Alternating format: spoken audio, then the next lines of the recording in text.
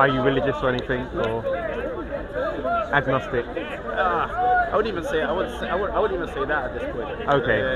Because I used to be like stone cold atheist, but then I'm Really? Okay. I'm slowly moving To a belief in something. Yeah, exactly. Okay. So what's caused you to sort of move to where you sit? I'll go back to, because I'm 27. I'll go back to when I was 16. That was when I completely cut. Cut ties, and a lot of that was just because I simply just didn't believe it. I didn't believe in pretty much anything. Okay. So, and then it started from 24ish to 25. That's when I started actually deeply thinking about it. Yeah. And about the world and then our society and things like that. And I look at the society we live in, and I'm sitting there like, mate. It's going to. Is there any areas in particular that you think sort of strikes you as horrific or sort of shocking in terms of the direction? When I was walking to work, and this was in the middle of June, so there was like pride parades and things like that. The stuff I saw, man. Okay. And I think that's a good starting point in terms of like morality. Because I sometimes have conversations with atheists, and I think the problem with atheism, it means that you cannot necessarily objectively stand up for something. That's exactly right. So the world will sort of progress in a certain way because there's exactly. So I think with all the problems with religion, it at least gives you something to appeal to, even though, for argument's sake, if we can't prove which religion is true, they'll all be based on the belief that this is objectively true because it's divinely inspired. And if it's divinely inspired, then it must be objective. Exactly. So I think that's what atheists sort of have to wrestle with and contend with, because I was asking someone, for example, even a simple thing like cannibalism, because if you believe in, I don't know, evolutionary morality or look towards the animal kingdom, then these are things, for example, cannibalism, which are prevalent, but then you wouldn't be able to give an objective argument as to why cannibalism would be true. Well, what I've noticed was talking to like a lot of atheists. Is that a lot of them do have do say that they have an objective sense of morality. But when you ask them where it comes from, they cannot provide a sufficient framework. They can't. That was when I started like questioning a lot. No, a lot exactly. of what I was thinking about. So, and that's why for me, I would say, one, like if you have 10 atheists and give them a moral issue, you would have 10 different opinions of whether it's right, morally right or morally wrong, which highlights the fact that, as you said, there is a lack of central framework. If you had 10 Christians, for example, and asked them the same question on that opinion, on that subject, they would pretty much give you the same opinion, because they would have to appeal to the Bible or something like that to give you that authoritative answer. Even at a certain position where, even with Christians and Islam, they can come together and have a certain standard of morals. So even if they disagree with certain things, they can look at the society and say this isn't right.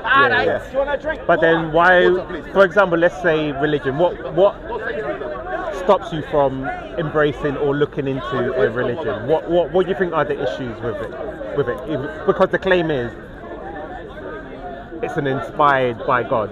So what would your objections be to that, or what has stopped you from sort of, or is there anything stopping you on your journey from investigating? To be honest, lately I haven't really been looking, because I have a Bible and I have a Quran as well. And for me, what stops me a lot is kind of, sometimes it's like a bit of the absurdity of some of the things in both scriptures. So, or even some of the stories. So I'm thinking that. Nah, no way. Okay. But as I'm slowly, I'm not 100%. I'm not 100%. You could say just I'm agnostic. Let's just say let's go from that standpoint. But even though I wouldn't really identify myself as that. And the thing is that obviously I'm a Christian. Yeah, of course. So I can understand people's perception of some of the stories from a sort of naturalistic or modern perspective, because they'll be like, I've never seen anything like that, how can it possibly be true, whatnot. And I would say, for example, one of the strengths of Christianity would be like who Jesus was, because my argument would be, if Jesus died and resurrected, and we can go into the sort of details about that, but if someone did that, we would have to take everything that they said as to be true. So if they reference, for example, those stories and whatnot, we would have no ability to deny that anything that they said was true, especially who Jesus claimed he was. So from a historical perspective, like all historians will agree Jesus existed. They would also agree that he was crucified under Pontius Pilate. And these are like minimal historical facts, so that historical scholars won't obviously believe in the miracles and stuff like that. See, that's where it loses me. That's where it loses me. He got resurrected. So what they will agree on is that his followers and disciples believe that they genuinely believe that they saw him alive again after he was resurrected. They will agree that there was they found an empty tomb. So the reason why I can appeal to the minimal facts is to say what they would have to give account to and take into account these minimal facts and give a reasonable explanation as to why they would have occurred. So for example, if his disciples genuinely believed they saw him after he had been crucified and they were persecuted and were killed for this belief.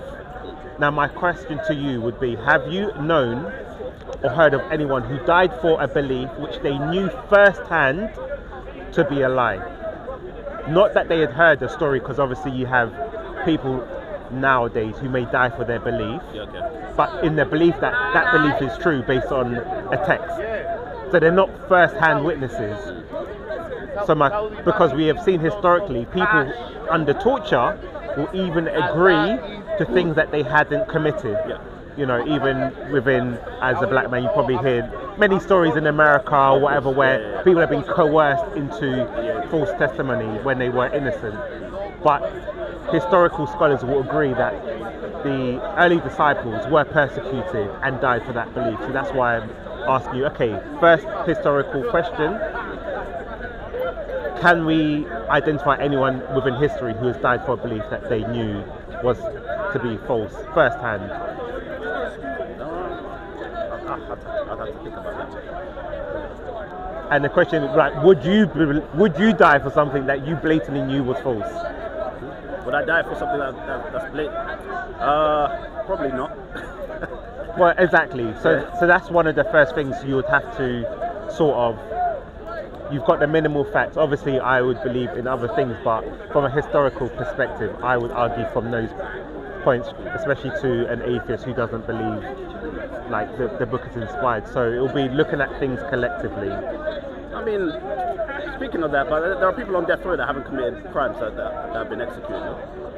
Yeah, people on death row who have been executed for crimes they didn't commit. Yeah, wouldn't that be something that's false? Yes, but then those same people would profess to their innocence. They wouldn't say, I'm guilty.